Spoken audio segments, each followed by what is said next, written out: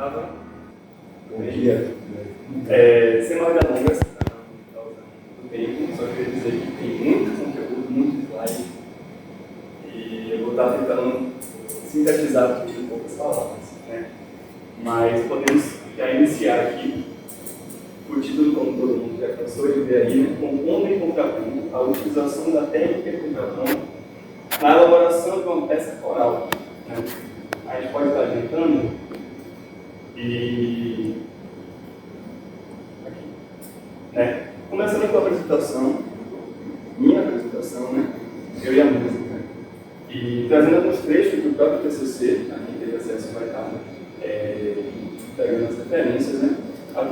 Essas que não tem nome, né? São como nome da página, que são do TCC mesmo, então eu não fiquei colocando toda hora por mesma referência.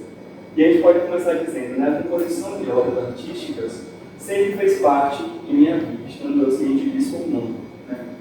Eu inicio já trazendo essa coisa mais íntima mesmo, justificando o porquê da escolha desse tema, né? O fazer musical é uma das formas de manifestação da consciência, reconhecendo sua propriedade de criar conexões em processos contínuos e dinâmicos. Basicamente, para a gente entender o porquê da escolha do tema, né? E mais ou menos como é que a gente vai estar vendo e enxergando a composição, né? Mais ou menos desse ponto de vista. Certo? E aí nós podemos começar a entender um pouco da introdução, né? Esse trabalho ele parte do interesse em expressividade composicional e técnica de contraponto voltada para a prática coral, né? Que como a gente vai ver logo mais adiante, a composição que foi realizada visa o contexto coral, né? A quatro vozes, coral coruístico. E o interesse em expressividade é o pessoal mesmo, né? Como eu falei, né? Começo trazendo essa coisa mais pessoal.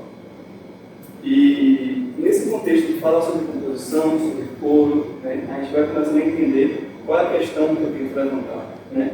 Seria como utilizar a técnica de contraponto em prol de objetivos artísticos musicais, né? Quem estuda já contraponto, tem um breve conhecimento sobre a área, está acostumado a ter uma visão muito tecnicista, muito limitadora da técnica do contraponto, e aqui eu tenho que trazer essa mesma técnica em um contexto ferramentístico, né? Trazer o contraponto como ferramenta para atingir um objetivo artístico musical, como falei no contexto do coro, né? A própria fundamentação teórica que eu vou trazer em contraponto, ela não visa listar uma série de regras que vão limitar, que vão cortar mesmo as suas asas, né? Na composição, e sim permitir que você utilize uma técnica como servente, né, como alicerce para a construção de uma obra musical unificada, contextualizada nessa técnica. Mas vamos adiantar, é muita coisa. E a gente vai chegando no objetivo, né? De que maneira que eu vou tentar solucionar esse problema?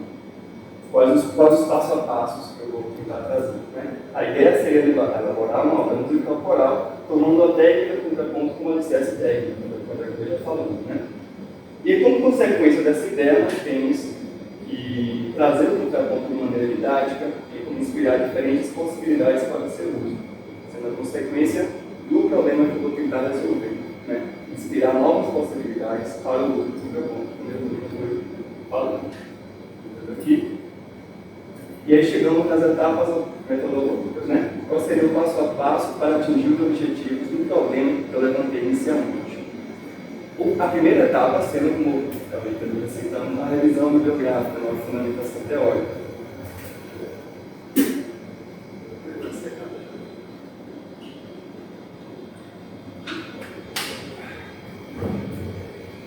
E essa revisão bibliográfica, ela vem justamente para que eu conseguisse expandir meus conhecimentos e minha técnica em composição e em contraponto, né? Não respectivamente, eu começo com contraponto, que é sempre para composição.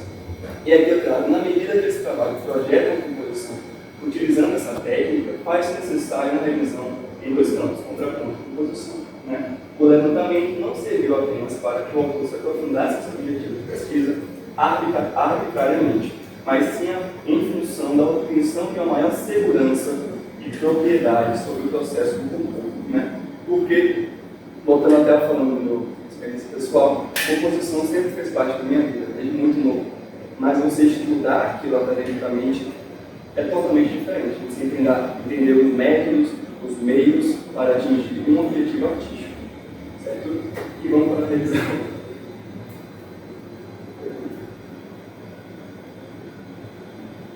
Certo? Essa foi a primeira etapa da metodológica, né? A segunda é a própria realização da obra em si. Dentro da realização da obra, nós vamos ter umas subetapas, né? O planejamento sendo o primeiro desses. E é acreditado. A obra passou por um planejamento pré-composicional, mesmo que sim, serviu a ideia de um pontapé inicial. Né? Eu fui entender o que eu queria atingir artisticamente, musicalmente, quais seriam meus objetivos dentro do meu produto central, do meu núcleo, né? Composicional. A primeira etapa é o planejamento. E aí teve a realização do diário de bordo, que foi uma escolha metodológica dentro da composição, dentro do processo composicional, né? Que este foi desenvolvido tendo um diário de bordo como instrumento metodológico de controle de ações. Eu queria saber onde é que eu estou, para onde é que eu estou indo, né? Onde é que eu vou, e isso tudo sendo registrado, inclusive consta desses setores do diário, em forma de apêndice. Neste foram anotadas as principais dificuldades e complicações que tive que enfrentar nessa jornada, tanto no âmbito prático quanto a nível pessoal. Mais uma etapa dentro da produção da obra foi a coleta de dados. Era dedutível por tratar-se de uma composição que as vivências pessoais do autor refletem no seu trabalho. Isso não precisa entender muito, a frase já fala assim própria. E aí que eu trago um pouco do tema central que a obra tenta atingir. No percurso do caminho da filosofia budista, emerge a compreensão que analisa a interdependência e a não-dualidade, ou auto-investigação em grupo. Atma-vichara, que em sânscrito significa processo de investigar quem realmente somos, a investigação sobre a natureza do ser. Apenas entendendo mais ou menos qual é o objetivo, como estou falando, da obra musical em si. Mais à frente vamos debater um pouco de como o contraponto alicerçou toda essa ideia central do objetivo artístico. E aqui um amparo metodológico, não é uma etapa em si da metodologia, mas vai dialogar com toda essa metodologia, que é um guia que é o âmbito da pesquisa artística. Pode-se considerar que a experiência da prática artística é passível de investigação e pode, em seus processos, conter elementos e caminhos que possibilitem tomá-la como um índice plausível de criação de metodologia de pesquisa. Aqui é um artigo de Pimentel que vai estar trazendo o porquê da obra composicional ser plausível de material acadêmico. A pesquisa artística, a própria composição serve de material, não necessitando necessariamente de uma parte escrita que substitua ou que faça valer essa composição. Está acertando. Estou ligadinho aqui no tempo também. E a gente chega na primeira etapa em si, que é a fundamentação teórica, falando primeiramente sobre contraponto. Para quem não conhece, a palavra contraponto ela vem do latim punctum contrapunto, que significa exatamente nota contra nota. Se refere a um estudo formal à técnica da composição polifônica. Historicamente, ela vem desse contexto, desse tema. E como eu já falei também, reforçando, vamos considerar primordialmente que ele se retém uma ferramenta composicional de modo, como todas as ferramentas, servir de meio para um fim. Isso é a ideia que eu estou trazendo da utilização de contraponto, que é a abordagem e a visão, que a gente vai estar primordialmente usando aqui. Entendendo a definição, rapidamente podemos falar de aspectos históricos. Aí eu trago o artigo de Carvalho que vai trazer, A preocupação por aspectos verticais da música, mais ligados à harmonia, só ocorre concretamente com o aparecimento da melodia acompanhada no início do século XVII. A gente tem uma noção de quão antigo são essas postulações e como é necessário ter cuidado ao tratar delas, trazer uma visão aplicável. A polifonia vocal, com suas vozes igualmente importantes, cedia lugar à melodia ornamentada sobre embaixo contínuo. Rapidamente, só a gente entender onde é que vem qual é o contexto que ele traz. Ele vem dessa ideia de composição polifônica até que suas regras foram sendo mais desenvolvidas, mais concretizadas, que é o que eu vou estar trazendo aqui, de maneira aplicada a um objetivo artístico. Vamos seguir. E aí nós temos a ideia das espécies, né? Temos principalmente 4 espécies, mais uma que seria a união dessas 4 espécies. Rapidamente, vamos só entender que a aplicabilidade dessas espécies é muito mais escolástica, né? Em composição, e como em qualquer área de pesquisa, é muito natural isolar um problema para entender e estudá-lo isoladamente mesmo, para que assim nós estejamos acostumados a ele, ao lidar com ele no cenário real. Basicamente, você estudar espécie por espécie vai lhe permitir se acostumar com problemas, situações composicionais, e ao aplicá-las ao contexto real, você já está treinado a isso. Então, as espécies servem mais como objetivo didático escolástico. Não que também seja impossível de compor com elas, né? Mas só para a gente entender o ponto do artigo. Né? A primeira espécie, como vocês podem ver na imagem, sendo exatamente nota contra nota, uma a uma, né? Uma semibreve contra uma semibreve a cada compasso. Então, não vai passar muito disso. É uma ideia muito simples. Né? A segunda espécie, já temos 2 mínimas, uma semibreve a cada compasso. Você já tem uma ideia de muito mais movimentação rítmica. Né? Você tem uma nota se estendendo embaixo e 2 acontecendo a voz superior. Ou pode ser invertido também. Né? Os fios podem estar vindo em cima. Temos a terceira espécie, que já é muito mais movimentada, nesse AD você tem 2 sistemas, né? Onde, nesse caso, tanto os fios, como eu falei, está na voz de cima, e isso pode ser invertido, né? Na voz de baixo, temos 4 notas, 4 semínimas, né? Então, muito mais movimentação e já temos muito mais possibilidade de utilização, inclusive, de que a gente vai chamar de dissonância, né? Que não vai ter tempo forte. São regras muito específicas do uso do contraponto. Ela vai sempre resolver o tempo forte em consonância. E a 4ª espécie, você já tem uma dinâmica de síncrone, né? Você tem no tempo forte os finos e no tempo fraco chamado de arces, né? Você tem teses para o tempo forte, laço, o tempo fraco, que vai se tornar, talvez, possivelmente, uma dissonância no tese seguinte, resolvendo no arces como contraponto.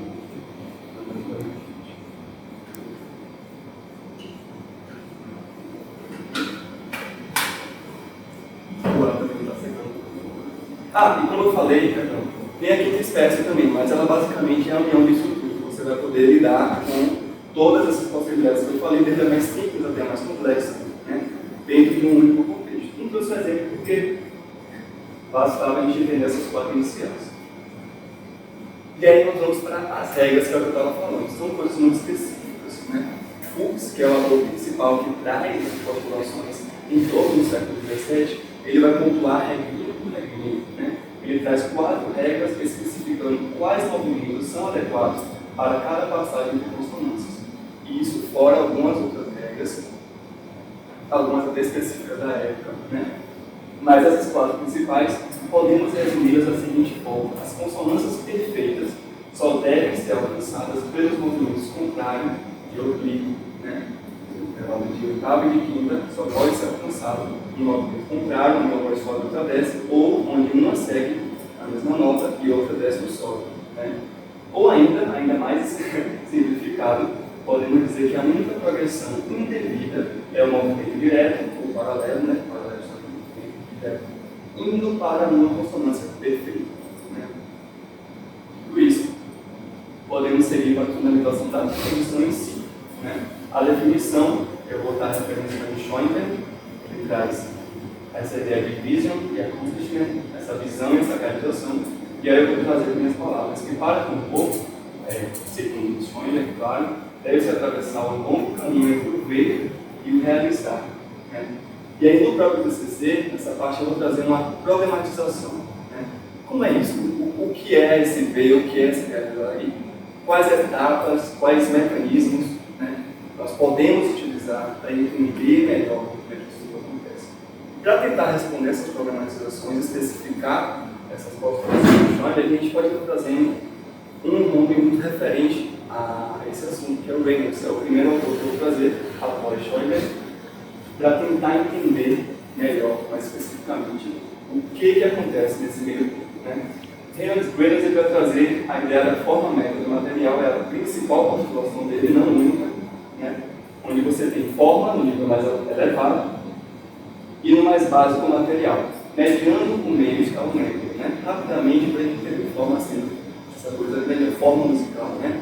Quais etapas, quais partes ela vai conter, esse instrumento maior, majoritário, e no menor, na menor escala, você tem o material. Quais materiais musicais a gente vai estar utilizando? Por exemplo, inclusive, vai jogar muito que eu falo sobre isso, não estamos.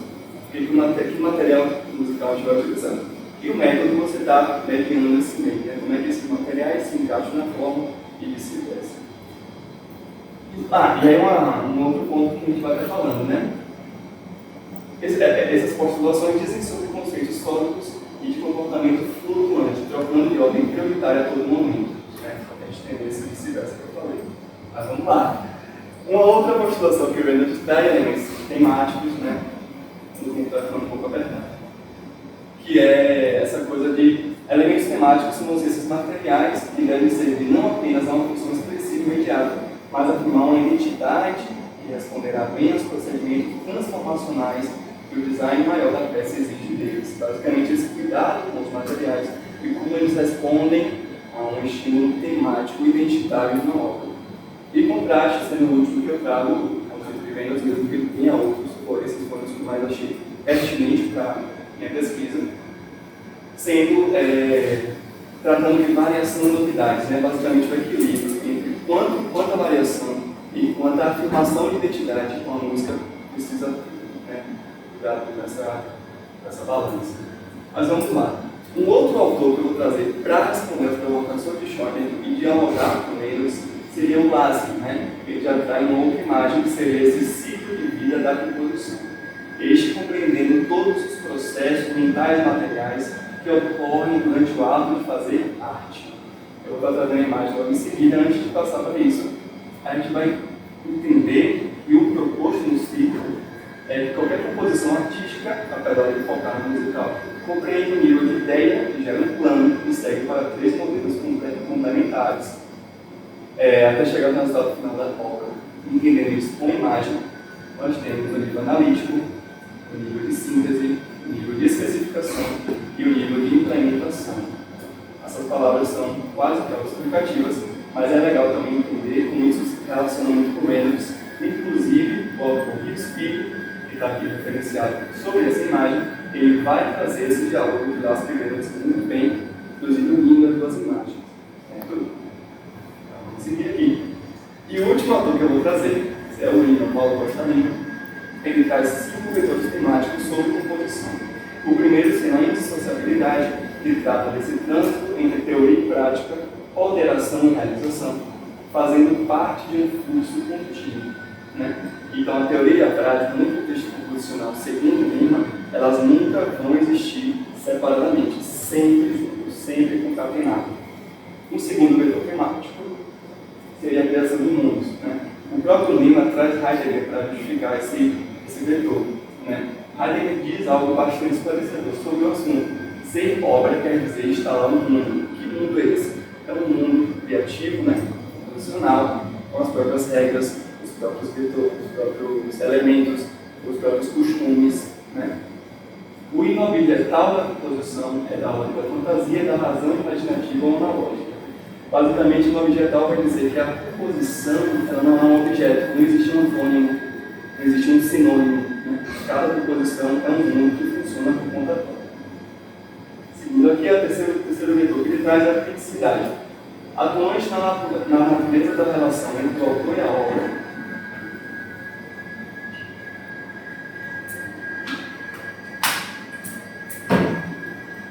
a criticidade traz a ideia de composição como um ato interpretativo.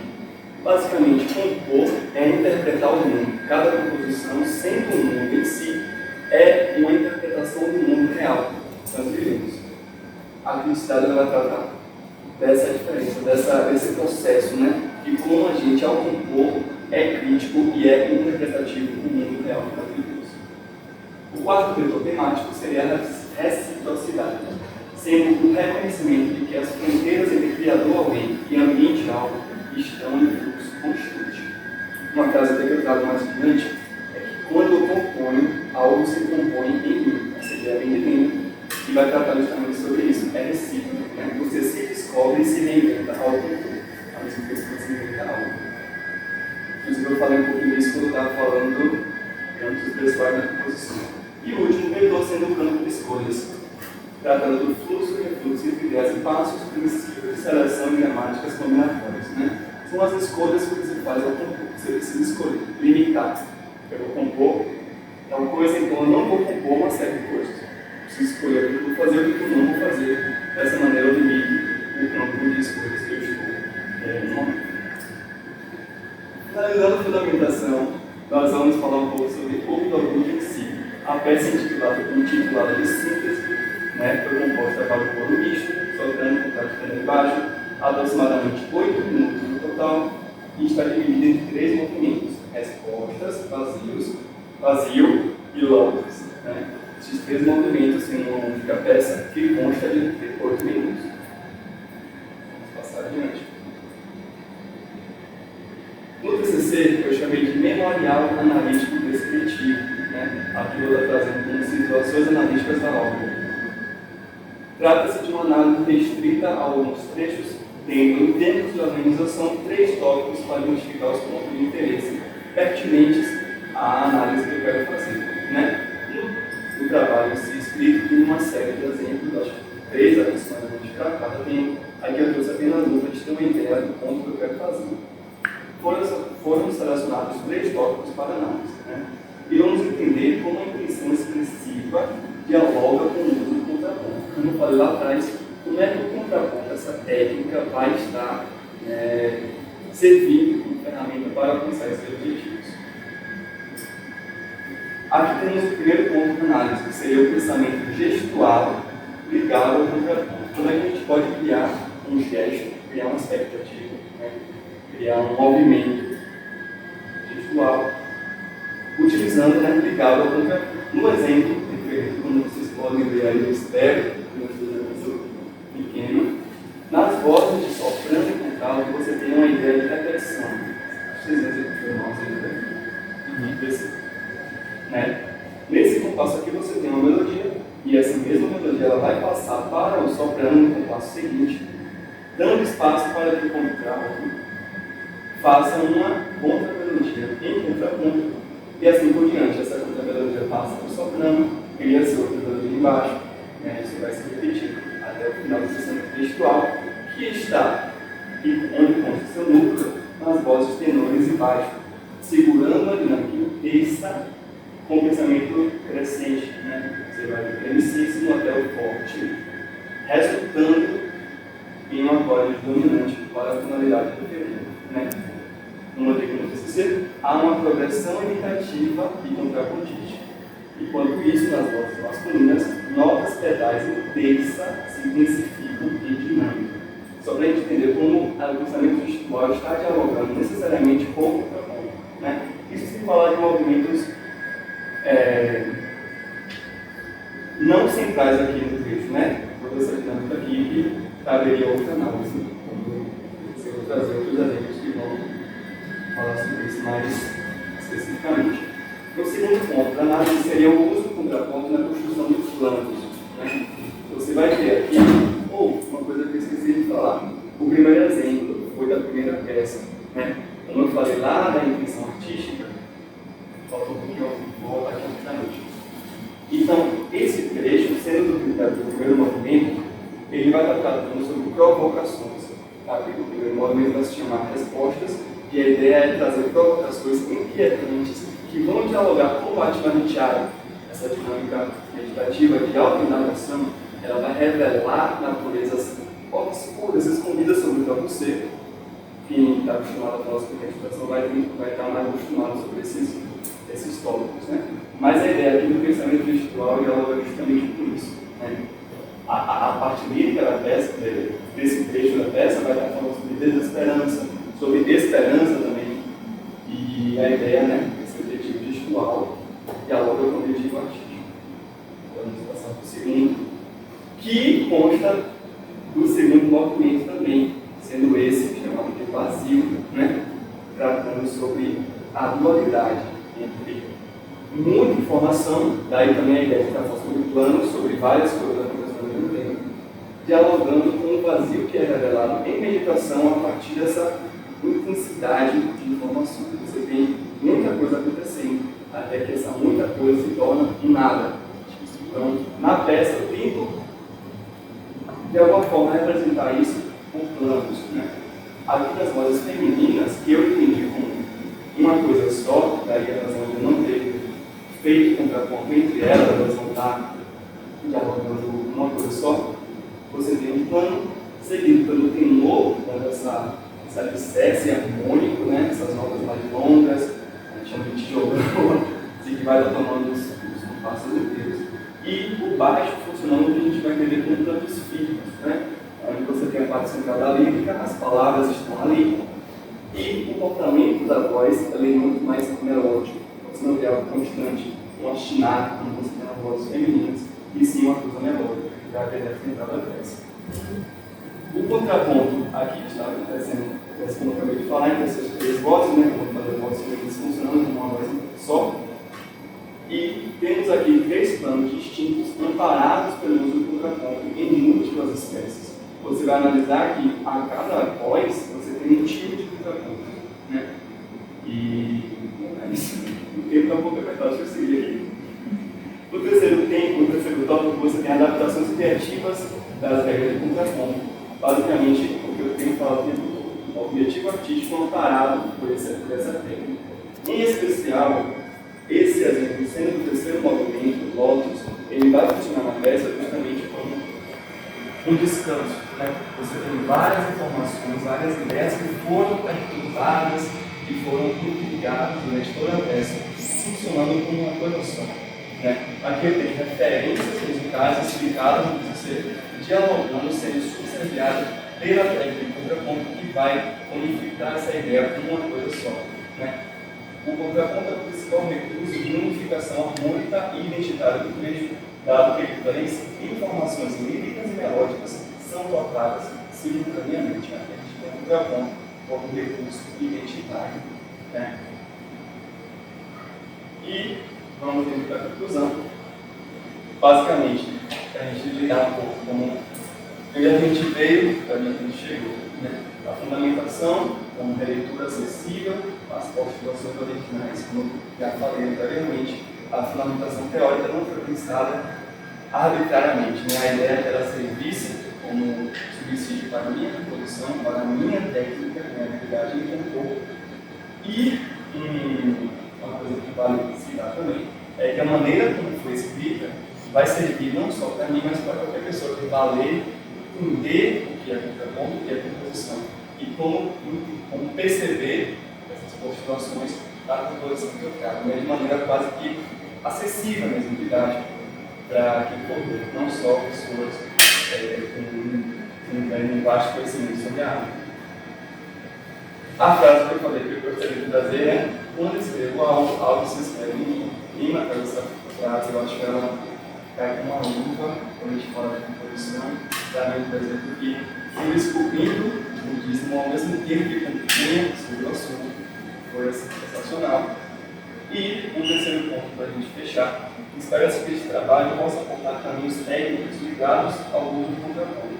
Sendo o centro temático aqui, né, como o contraponto pode servir como técnico, como ferramenta para alcançar objetivos artísticos.